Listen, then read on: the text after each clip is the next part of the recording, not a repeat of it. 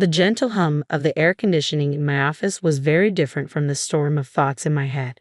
My name is Anna, and I'm a 28-year-old lawyer. My life now is very different from my chaotic childhood, which I keep hidden even from my closest friends. The quiet of my office was broken by the ringing of my phone. It was an unknown number, but it felt strangely familiar.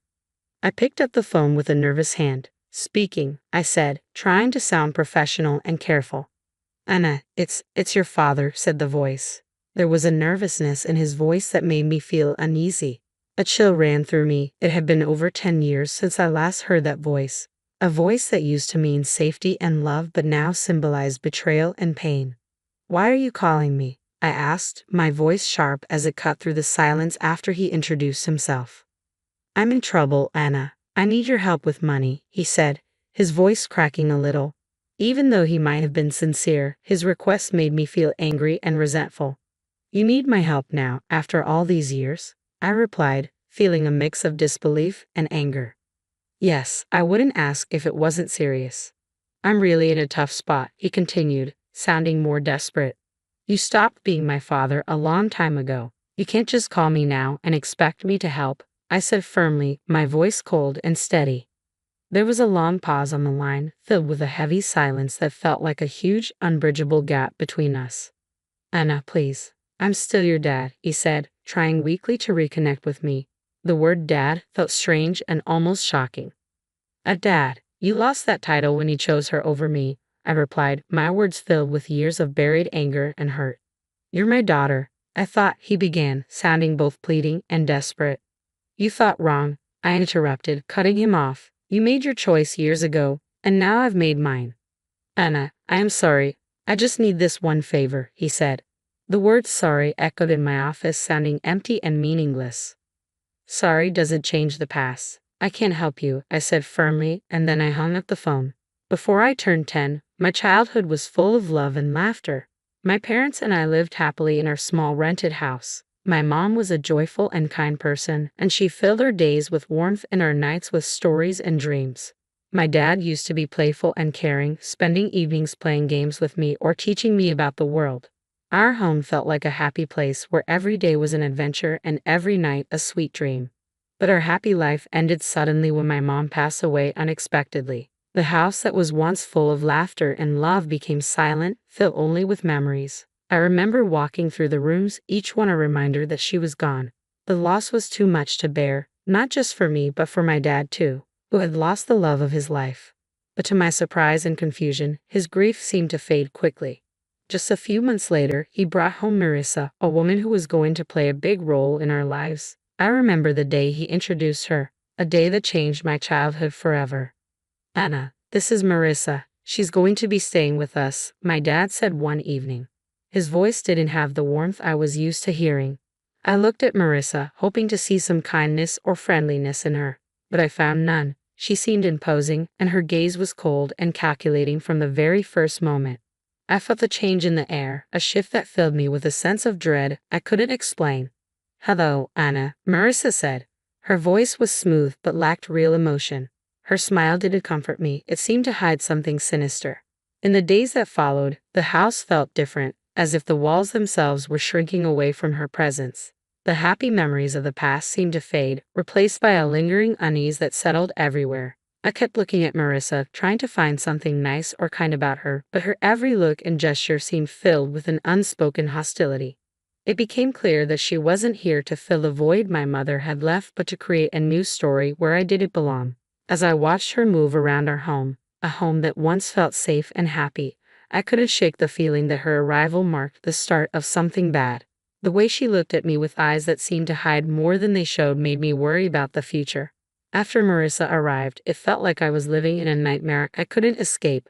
The house, once filled with my mother's laughter and love, now felt cold and unwelcoming. Marissa's presence cast a shadow over everything, turning even simple daily routines into struggles. One morning, as I sat down for breakfast, I noticed my food tasted unusually salty. Marissa, did you put too much salt in this? I asked hesitantly. Oh, did I? It must have been a mistake. Just eat it, Anna. Don't be so picky, she replied, her tone dismissive and almost mocking. The incidents became more frequent and mean-spirited. I remember finding my clothes ruined after they were washed. Marissa, my clothes are all faded. What happened? I asked one day, holding up my favorite dress, now discolored and unwearable. She glanced at it and shrugged nonchalantly. Maybe the washing machine is acting up, or perhaps it's time you stop wearing such childish clothes. I felt a surge of frustration but knew arguing would only make things worse. Feeling helpless, I turned to my dad, hoping he would see through her act. Dad, Marissa is ruining my things. She's always mean to me, I said one evening, my voice trembling with anger and sadness. But my dad's reaction was not what I had hoped for. Anna, you're just imagining things. Marissa is trying her best to fit into our family. Stop causing trouble, my dad said firmly, and his words hurt deeply. Every day felt like a struggle, dealing with Marissa's hostility and my dad's indifference. The home that used to be a safe haven now felt like a prison. I began spending more time in my room, trying to escape the constant tension. Living in that unhappy house made me feel alone and misunderstood. The safety and happiness that once filled our home were replaced by fear and anxiety. I missed the past when my mom's smile could brighten up the whole room, so different from the darkness that now filled every corner. Living with Marissa became a daily challenge of avoiding her and putting up with her cruelty. Her hostility towards me started with small things like pinching my arm or twisting my stomach, always in places I could hide under my clothes. The pain was sharp and a constant reminder of how helpless I felt. I started coming up with ways to avoid her, always being careful about where she was in the house. I would take long routes to my room or wait until she was busy before I moved around. Even with these efforts, there were times when she caught me off guard, and those moments always ended in pain. One day, while I was quietly reading in the living room, Marissa walked in and, for no reason, pinched my arm hard, her nails digging into my skin. I winced in pain but kept myself from crying out. She looked at me with a cold, smug smile before walking away. During one of Grandma's rare visits, she noticed how I was moving cautiously and flinching whenever Marissa's voice echoed through the house. Anna, is everything okay at home? Grandma asked, sounding worried. I looked at her, wanting to tell her the truth but afraid and wanting to protect her from worry. Yes, Grandma, everything's fine, just a lot of schoolwork, I lied, forcing a smile. She seemed unsure but didn't press further. I felt guilty for lying to her but couldn't stand the thought of causing her any stress. That evening, as Grandma was leaving, I saw Marissa watching from the window with a satisfied look on her face. It was clear she enjoyed having control over me, that she could hurt me and get away with it. Her smug expression was a clear sign that she saw herself as the one in charge and me as a powerless victim in her cruel game. I went to my room, feeling trapped in a cycle of abuse and silence. The physical pain from Marissa's pinches and twists was tough, but the emotional pain was even worse. School was my escape, a place where I could briefly forget the misery at home. But even at school, the shadows of my home life began to follow me. Mrs. Thompson, my kind-hearted teacher who always encouraged us, noticed something was wrong. One day, as I handed in my homework, she gently took my wrist and saw the bruises on my arm. Anna, what happened here? These look like bruises, she said, sounding worried. I quickly pulled my arm back, covering the bruises with my sleeve. It's nothing, Mrs. Thompson. I fell while playing. I lied, not meeting her eyes. Mrs. Thompson didn't seem convinced. Anna, if something is wrong or if someone is hurting you, you can tell me. It's important to speak up, she said, looking at me with concern. I wanted to tell Mrs. Thompson everything about Marissa and how I lived in fear, but I couldn't find the words. Instead, I forced a smile and said, Really, Mrs. Thompson? I'm fine. It was just a silly accident. She looked at me thoughtfully, then nodded slowly. Okay, Anna, but remember, my door is always open. You're not alone, she said with a reassuring smile. I nodded, feeling a lump in my throat. Her kindness made it even harder to keep up the pretense that everything was okay.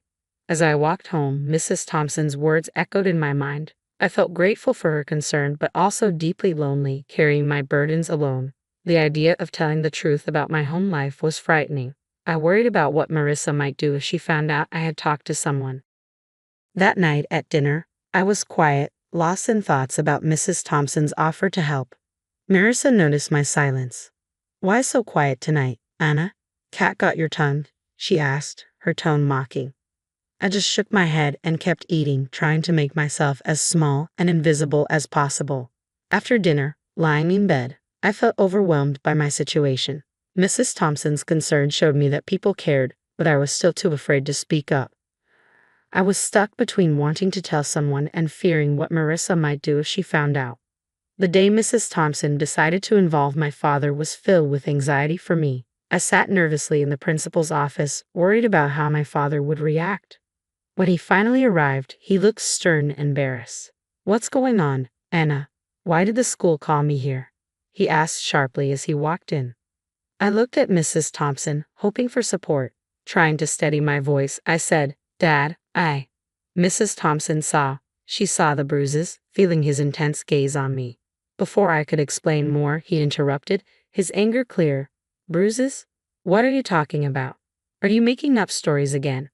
Mrs. Thompson spoke up, her voice calm but firm. "Mr. Smith, I'm worried about Anna. The bruises on her arm don't seem accidental. We need to look into this." My father's face grew red with anger. "She's perfectly safe at home. Anna, are you spreading lies about our family?" he asked, clearly disappointed in me. The tears I had been holding back started to fall. "It's not lies, Dad. Marissa, she's been hurting me." I finally told the truth, but he looked completely shocked. "Marissa? That's absurd. She's been nothing but kind to you. I won't let you accuse her like this," my father said. "But Dad, it's the truth," I cried, trying to make him believe me. He stood up abruptly, losing patience. "That's enough. Tell Mrs. Thompson you made it all up." I turned to Mrs. Thompson and repeated his words. She nodded but didn't say anything. When we got home, my father locked me in my room without another word. Through the door, I could hear Marissa's voice, pretending to be concerned. "I told you she's just seeking attention," she said. I sat on my bed, feeling completely alone and hopeless. The one person I thought I could always rely on had turned away from me. My room, which used to be my safe place, now felt like a prison. I lay there, thinking about everything that had happened. The physical pain from Marissa was hard, but the real hurt came from being disbelieved and punished by my own father. It was a harsh realization that the person who was supposed to protect and love me was now causing me the most pain. The days I spent locked in my room were some of the darkest I'd ever known. Feeling trapped and alone, I knew my only hope was my grandmother. She was always kind and loving, but I had never wanted to burden her with my troubles. One evening, when I was sure Marissa and my father were busy, I gathered the courage to call my grandmother. My hands were shaking as I dialed her number. "Hello," her familiar, warm voice answered. "Grandma, it's me, Anna," I said, trying to keep my voice calm. "Anna, my dear, how are you?" she asked, with genuine care in her voice. Tears filled my eyes as I said, "Grandma, I need help. Can I come and stay with you for a while?" There was a pause on the other end. "What's wrong, Anna? Did something happen?" I took a deep breath and let the words spill out. "It's Marissa. She's been hurting me, and Dad won't believe me. I don't know what to do." I could hear my grandmother's concern as she quickly said, "Of course, dear, come right over." The next day, my grandmother arrived. She was small, but her presence was powerful. She confronted my father with surprising strength. "John, I'm taking Anna with me. She's not safe here," she said firmly. My father, surprised, tried to argue. "Mom, you can't just take her. She's my daughter." "Your daughter whom you're failing to protect," she shot back. "I won't stand by and let her suffer." Marissa tried to stop her. "She's just a child making up stories. You can't believe her over us." Grandma looked at Marissa with a steely gaze. "I can see a scared child when I see one. Anna is coming with me. If you try to stop me, I'll take this to the authorities." Seeing that he was outmatched, my father didn't argue anymore. As I packed my things, I noticed Marissa's defiant look change to one of defeat. Leaving the house with my grandmother, I felt a huge weight lift off my shoulders. For the first time in months, I felt safe. The car ride to Grandma's was quiet, but her presence was comforting. When we arrived, she turned to me and said, "You're safe now, Anna. You don't have to worry anymore." In Grandma's house, I found the love and security that had been missing from my life. It was a place where I could heal and regain my strength.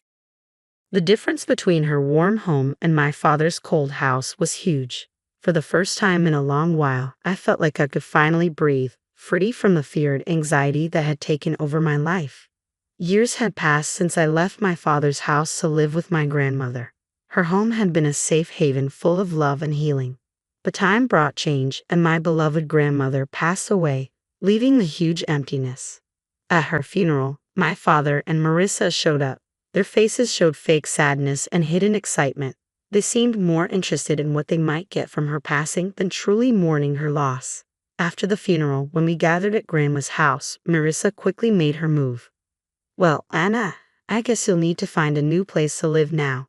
This house and everything in it belongs to your father now," she said, her voice barely hiding her pleasure.